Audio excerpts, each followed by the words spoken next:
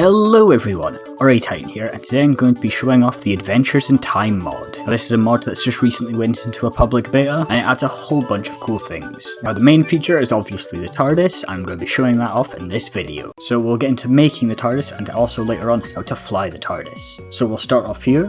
We're going to need a few simple things. We're going to need the Tardis coral, I have the crafting recipe and the list of materials down below, soul sand, and a nether star. Now these are the 3 essentials to building your Tardis, but there is one more item as well, and that is the rift scanner. Now the rift scanner is used to find rifts in time and space. In this mod they're known as rift chunks. Now with rift chunks they have deposits of Artron energy. Now this Artron energy can be used to refuel your Tardis, or as well they can be used for building a Tardis or growing it. So if we right click the rift scanner we'll start tracking a rift.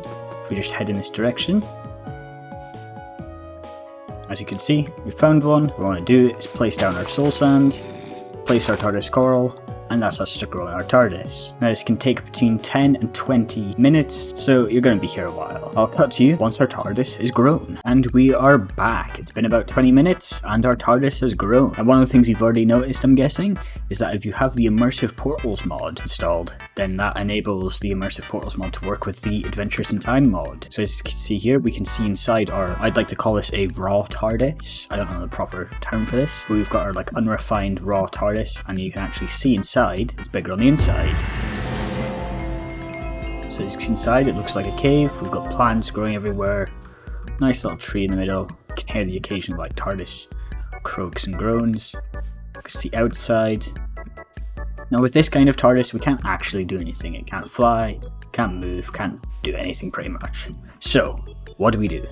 Now this is where the nether star comes in. So you can see on this centerpiece here, we've got like a, what looks to be a Tardis console, but it's not really doing much, and a pool of water. Now if we drop the nether star into this water here, this starts the interior reconfiguration.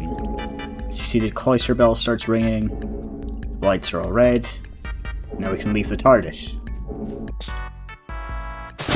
Now the Tardis will reconfigure the interior and rebuild a new one for us. We'll select interior from all of the ones in the mod and it'll be at random. You'll know once it's done because the exterior will disappear and it'll rematerialize as a TT capsule.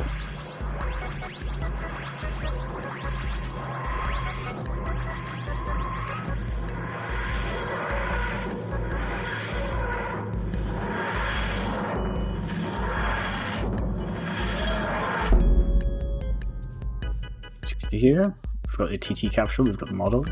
It's quite nice. I quite like the textures and models in this mod. Very nice. Now let's get off to showing the interior. So we right click here, the door opens and we can see inside the TT capsule. As you see, we've still got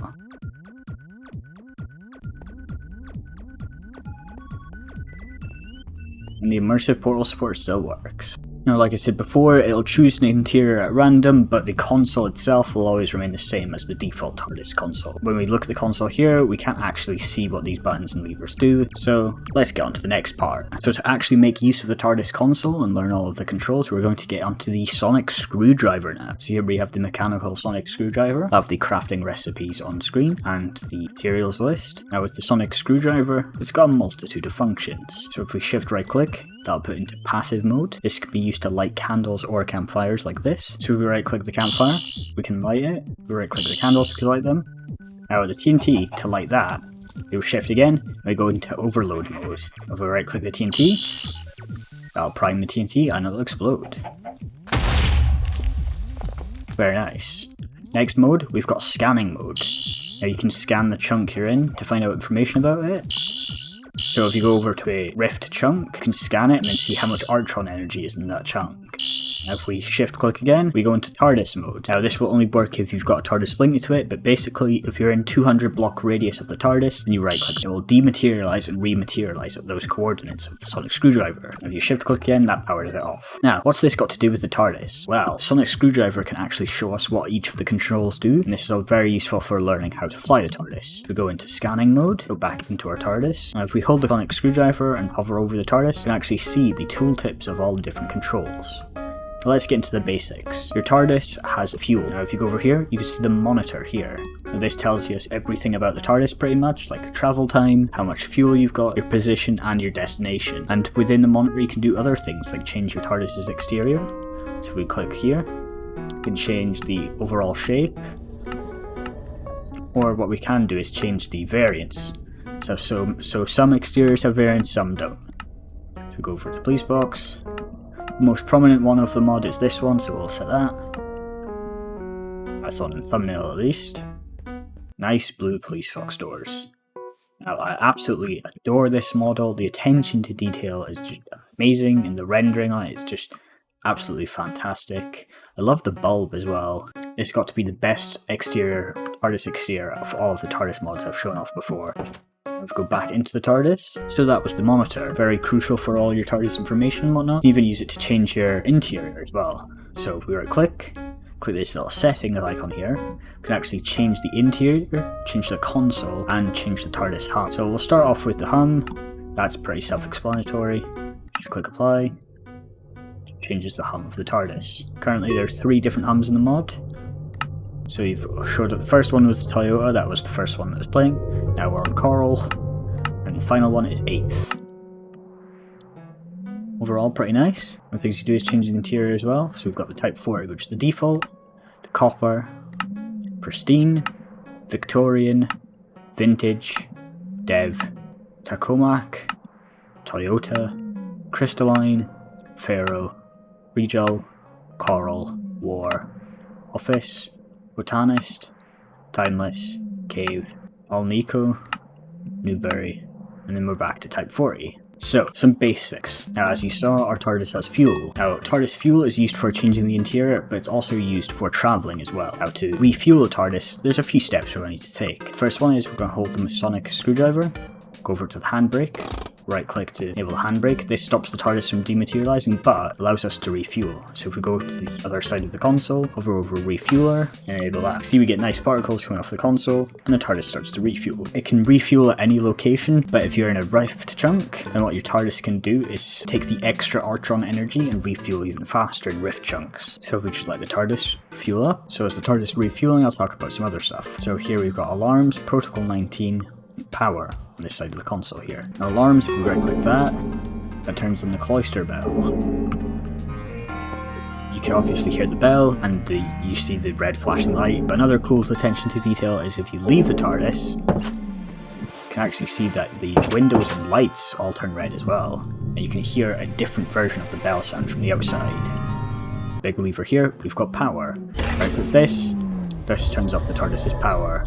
The TARDIS is depowered, it can't really do anything. We turn the power back on. Nice little animation and sounds. Go to this side of the console, we've got door control. Right click this, we can open and close the doors. We've also got door lock, can't open the door unless you've got a TARDIS key. Now, obviously I showed off the monitor already, this gives you all the TARDIS info and whatnot. Go to this side, we'll see a few extra buttons and levers. We've got Protocol 3. Now Protocol 3 allows us to cloak the TARDIS, so we enable this, we turn this on, and go to the exterior.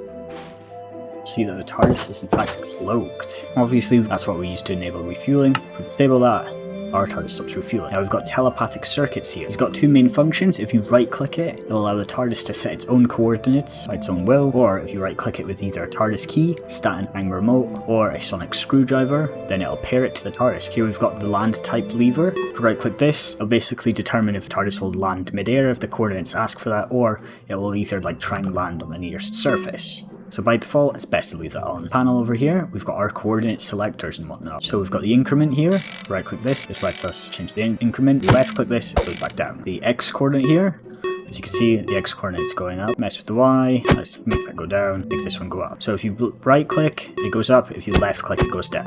So we've got our coordinates set. There's also a coordinate randomizer here. This will randomize your coordinates. We've got Protocol 1913. This will basically enable siege mode. When siege mode is enabled, the TARDIS can't actually do much. The exterior will shrink and turn into this small Gallifreyan cube. Power shuts off. If you're in survival mode and this mode is enabled, you will start to freeze to death if you're not wearing any leather armor. Very useful if you're on a PvP server or a multiplayer server and you don't want anyone getting into your TARDIS. We've got Protocol 813. This is known as the Hail Mary protocol. Basically, if you were to get damaged to critical low health, the TARDIS would dematerialize and rematerialize on your position to protect you. Sort of similar to a totem from dying. You'd get a quick health boost and the TARDIS would rematerialize at your location. We've got the direction lever here.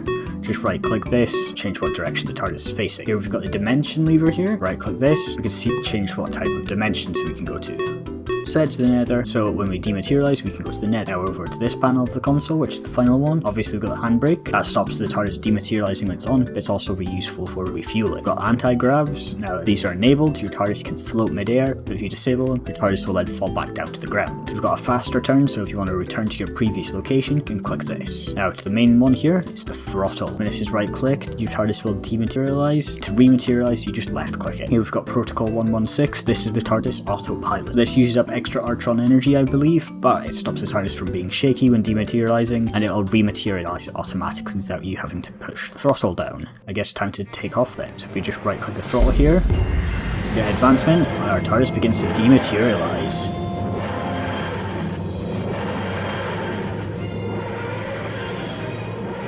Nice sounds and animation. As you see, the ride is a bit bumpy. Go to the monitor, we can see the travel time remaining. Now what we can do is if we shift left click the throttle, it'll go all the way down. This will increase our flight speed at the cost of more Artron energy. Now as you heard, we've got the notification there, it means we've reached 100% travel time. Now we can rematerialize. So if we shift right click, that puts the throttle all the way down, and we begin to rematerialize.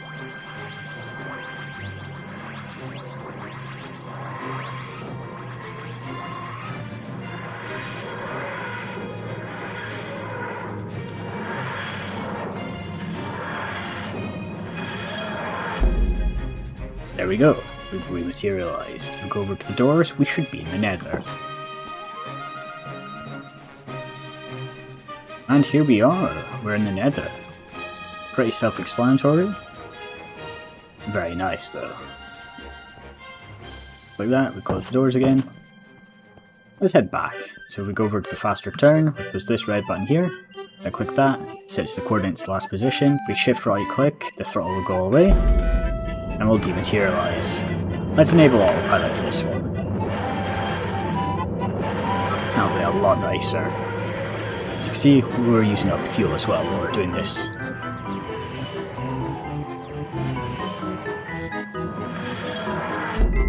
Now we should be back in our previous position. Now to show off the sonic screwdriver part, so we go back into the TARDIS, go over to the telepathic circuits and link the screwdriver with them.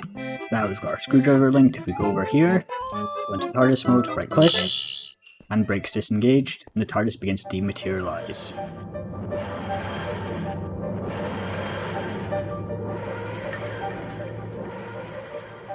It should begin to rematerialize over here shortly.